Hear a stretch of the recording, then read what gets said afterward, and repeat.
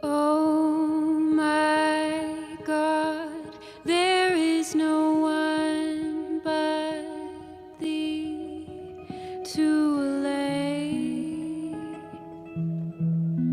the anguish of my soul. Ooh.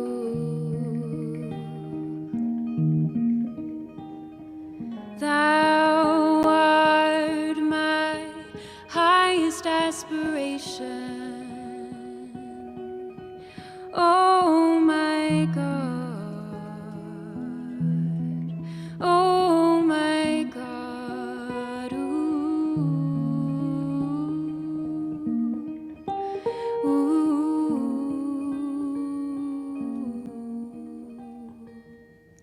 My heart is wedded to none save thee. Such as thou dost love, I solemnly declare my life and death are both for thee. Ooh, they are for you.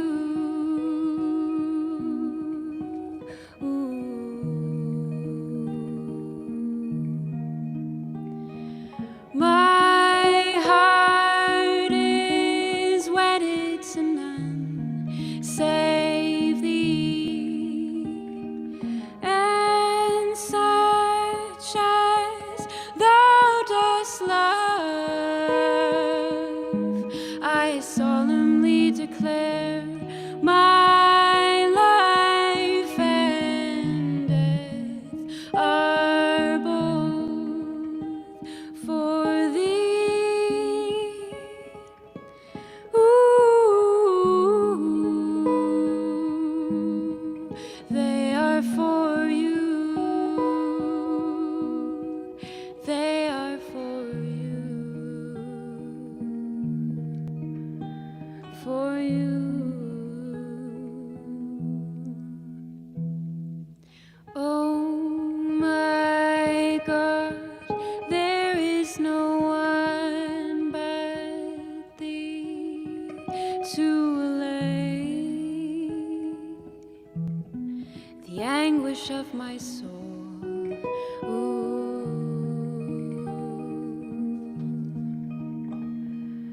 Thou art my highest aspiration. Oh my God, oh my God, ooh, ooh.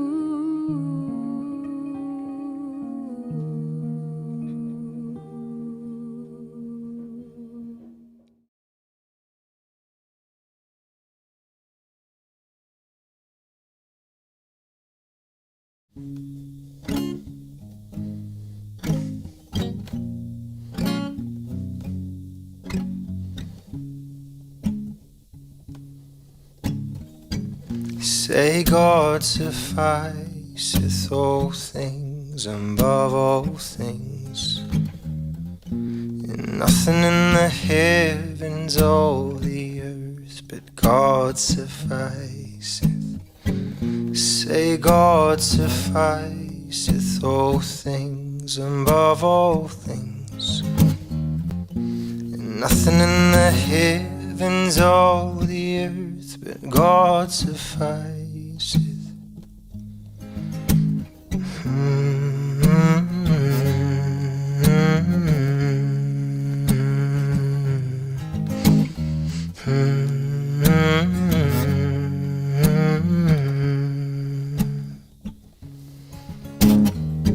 Say God sufficeth all things above all things, and Nothing in the heavens or the earth but God sufficeth. Say God sufficeth all things above all things. Nothing in the heavens or the earth but God sufficeth. And verily He is in Himself the knower, sustainer, the omnipotent.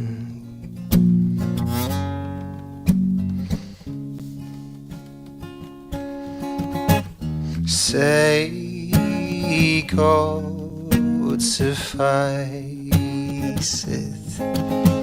Say God sufficeth. Say God sufficeth.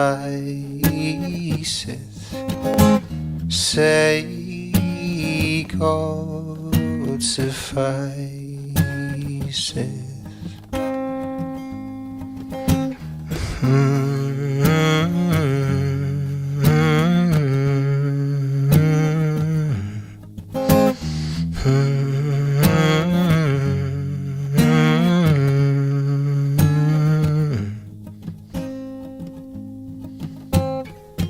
Say God sufficeth all things above all things.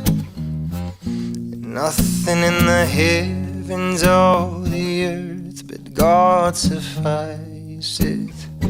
Say God sufficeth all things above all things. Nothing in the heavens or the earth but God sufficeth.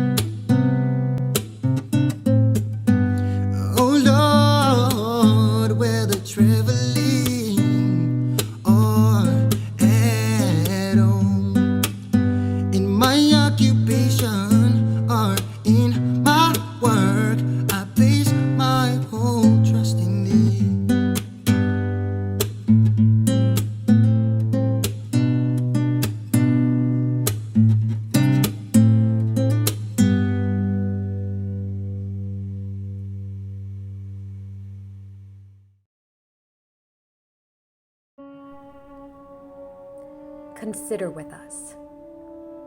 Whenever a divine educator appears in the world, a figure whose teachings will come to shape human thought and action for centuries thereafter, at such a dramatic, seismic moment, what would we expect? The appearance of every such educator, as recorded in the sacred texts of the world's great faiths, is a pivotal event that propels the advancement of civilization.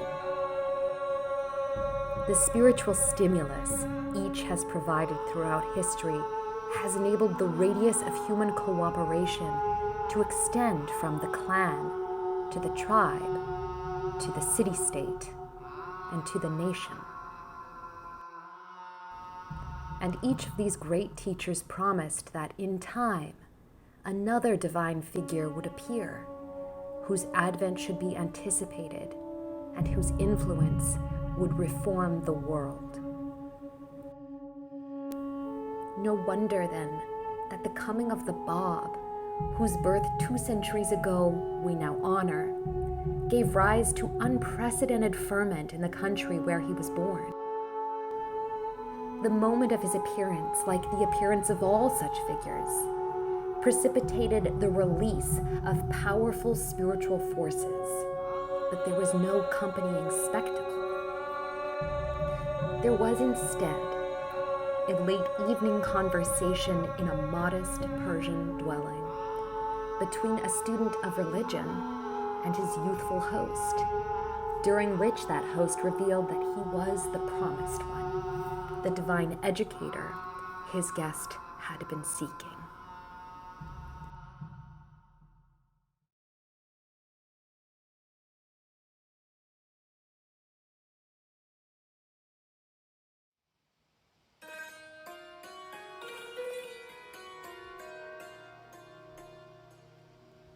The early 19th century was a time of religious ferment in the Islamic world and in Christendom.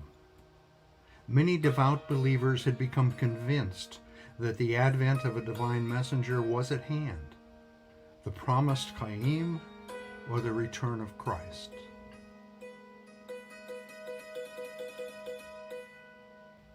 In the West, the Millerites in America and the Templars in Germany were stirred to seek out the promised one.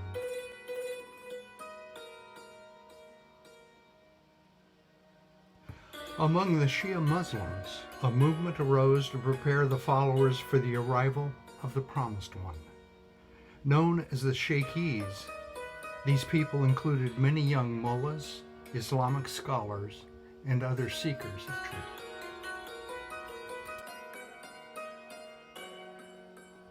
One of the young Sheikhis, Mullah Hussein, found himself drawn to the city of Shiraz. As he approached the city gates, he caught the eye of a young man wearing the green turban of a descendant of Muhammad.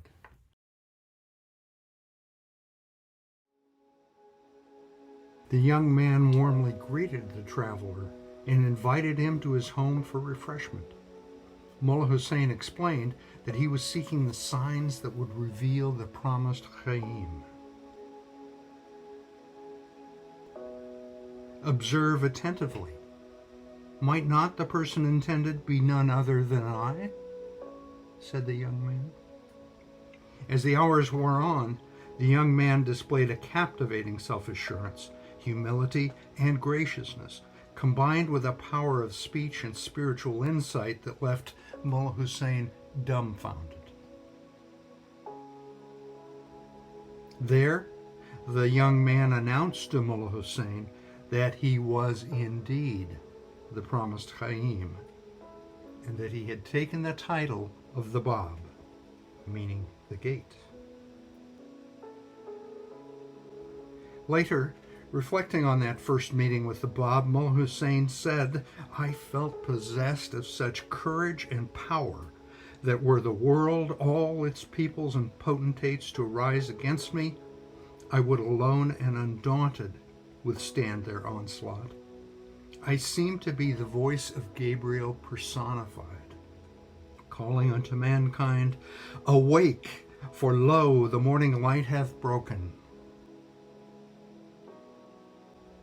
The Bab swore Mullah Hussein to secrecy, explaining that not until 17 others had found the Bab through their own efforts would he publicly proclaim his mission.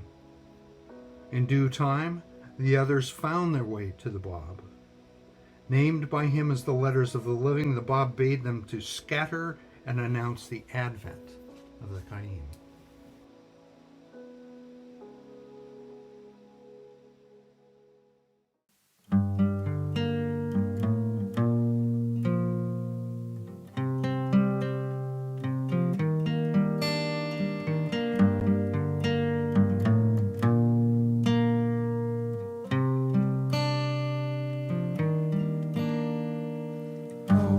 Thou who art the first to believe in me, believe in me. Oh, thou who art the first to believe in me, believe in me. Oh, thou who art the first to believe in me, believe in me. Oh, thou who art the first to believe in me, believe in me. 18 souls must of their own accord accept me, and recognize the truth, the truth of my revelation. 18 souls must of their own accord accept me, and recognize the truth, the truth of my revelation. Verily I say I am the Bab. Verily I say I am the gate of God. Verily I say I am the Bab. Verily I say I am the gate of God. Verily I say I am the Bab. Verily I say I am the gate of God. Verily I say I am the Bab. Verily I say I am the gate of God. Verily I say I am the Bab. Accord, accept me. Verily I say I am the gate of God. Verily I say I am the Bab. Accord, accept me. Verily I say I am the gate of God. Verily I say I am the Bab.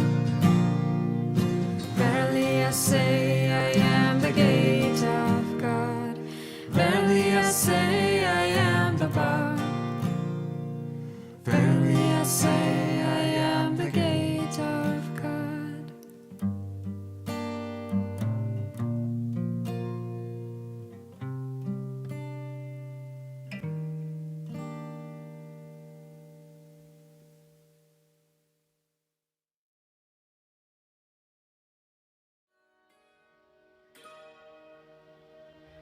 Persia, which had once been a thriving civilization, had, by the time of the Bab, sunk to the lowest depths of ignorance, apathy, and superstition. In this society, the message of the Bab electrified those who heard it.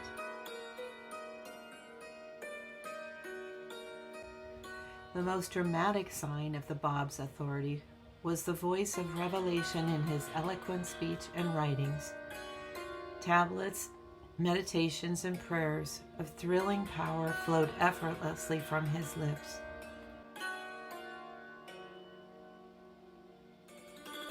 Thousands responded to the Bab's call. Young seminarians like Mullah Hussein, distinguished and learned clergymen, government officials, and the common folk. His movement terrified the religious establishment, who became determined to stop him. They were able to exile and imprison the Bab in the final years of his brief life, but that did not cut off his influence. Still determined, the authorities succeeded in moving the government and many unschooled masses to persecute his followers with a viciousness that shocks us to this day.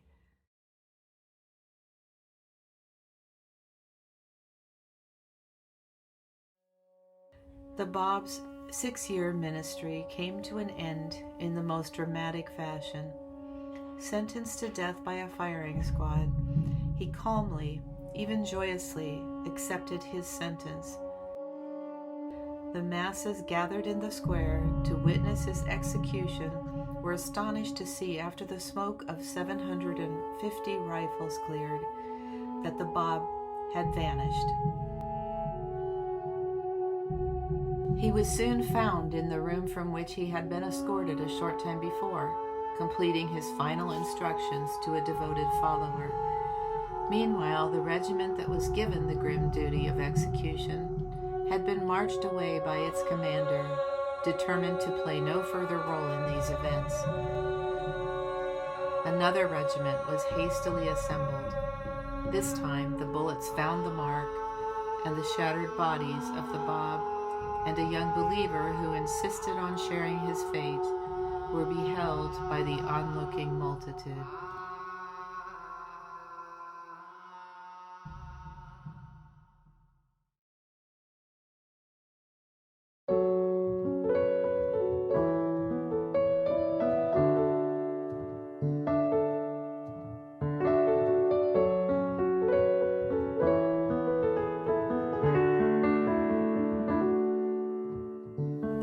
Arise and rest assured that you will be with me.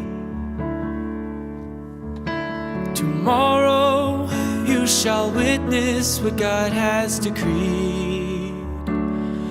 Rejoice and ease, the hour is approaching in this very city. Rest assured, this promise I give you will be fulfilled. Had you believed in me, had you believed in me, I myself will follow you and will join you in the realm of eternity. Arise in His name. Arise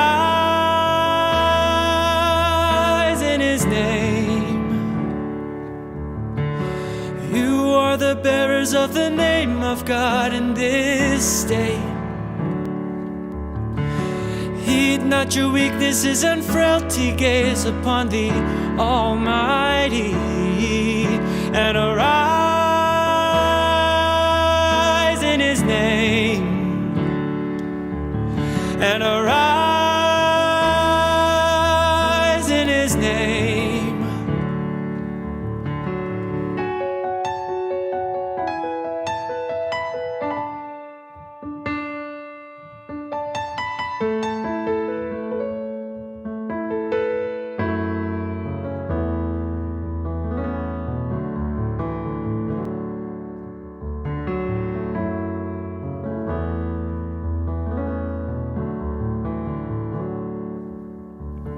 Arise and rest assured that you will be with me.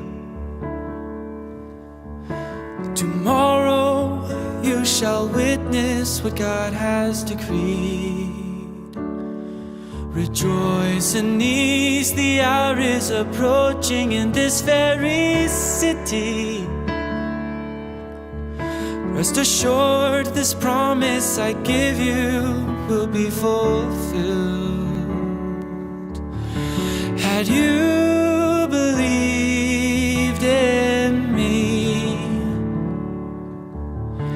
had you believed in me,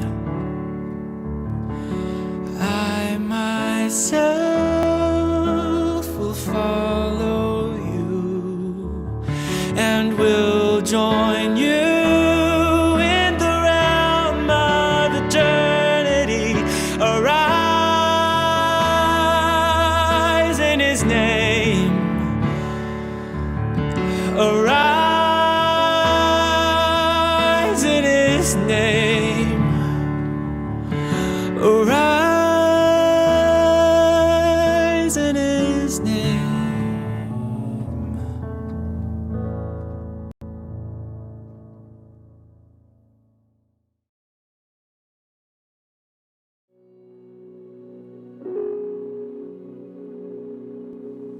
In the years that followed, the Bab's followers were harried and persecuted, nearly to extinction. A demoralized remnant took refuge in Baghdad. It was not long before they were revived by the energies of a distinguished leader among the followers of the Bab who had survived the persecutions. Many soon recognized him as him whom God will make manifest, and after several years, he declared himself to be that vaunted figure. Baha'u'llah had become manifest, and the Baha'i faith was erected on the foundation the Bab had built. Thus did the Bab and, with even greater splendor, Baha'u'llah illuminate a society and an age shrouded in darkness. They inaugurated a new stage in social evolution, the stage of the unification of the entire human family. The spiritual energies they released into the world infused a new life into every sphere of endeavor, the results of which are evident in the transformation that has occurred. Material civilization has advanced immeasurably. Astounding breakthroughs in science and technology have been achieved. The gates to the accumulated knowledge of humanity have been flung open.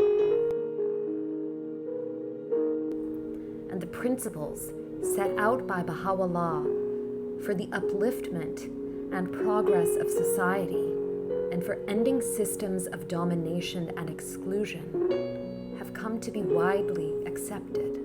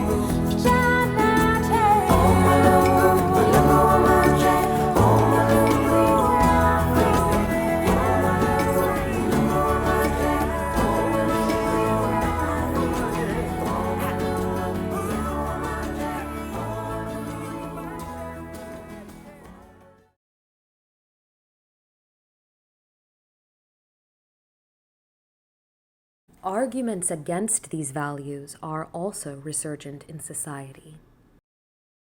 For it is one thing to acknowledge something in principle. It is quite another to embrace it with all of one's heart, and harder still to refashion society in ways that give collective expression to it. Yet this is the aim of communities emerging across the globe that are patterned on Baha'u'llah's teachings. These communities are striving to focus the light of those teachings on the chronic problems that afflict the societies around them. They are devising programs of practical action centered on spiritual precepts. These are communities that champion the education of both girls and boys under all circumstances, that subscribe to an expanded conception of worship, which includes work carried out in the spirit of service, that look to spiritual aspirations rather than self-interest as the ever-flowing springs of motivation, and that inculcate a resolve to advance individual and social transformation. They seek to bring about spiritual, social, and material progress simultaneously. Above all, these are communities that define themselves by their commitment to the oneness of humanity.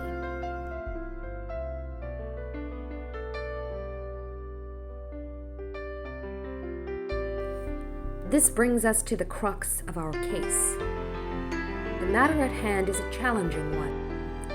There are many noble and admirable causes in the world. Is the cause of Baha'u'llah merely one amongst them? Or is it universal, embodying the highest ideals of all humanity? After all, a cause that is to be the wellspring of enduring justice and peace, not for one place or one people, but for all places and all peoples, must be inexhaustible, must possess a heavenly vitality that allows it to transcend all limitations and encompass every dimension of the life of humanity. Ultimately, it must have the power to transform the human heart. Let us observe attentively. Does not the cause of Baha'u'llah possess these very qualities? Let everyone who is awake to the condition of the world and to the persistent evils that warp the lives of its inhabitants heed Baha'u'llah's call to selfless and steadfast service, heroism for the present age. What else will rescue the world but the efforts of countless souls who each make the welfare of humanity their principal, their dominating concern?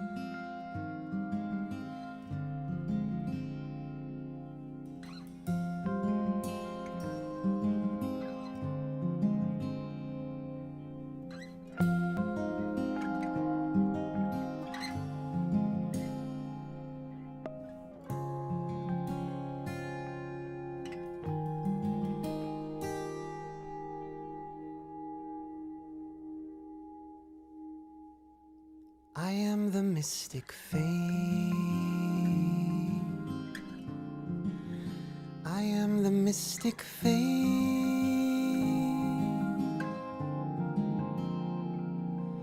which the hand reared.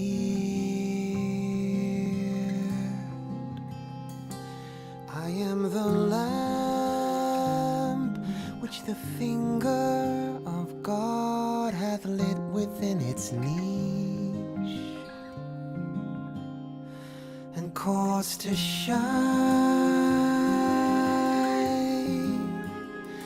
with deathless splendor.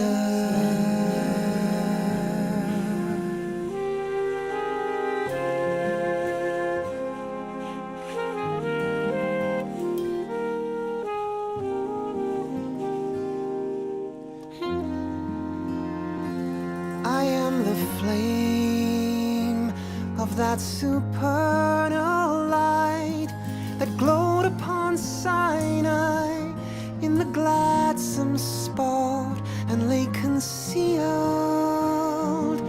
in the midst of the burning bush.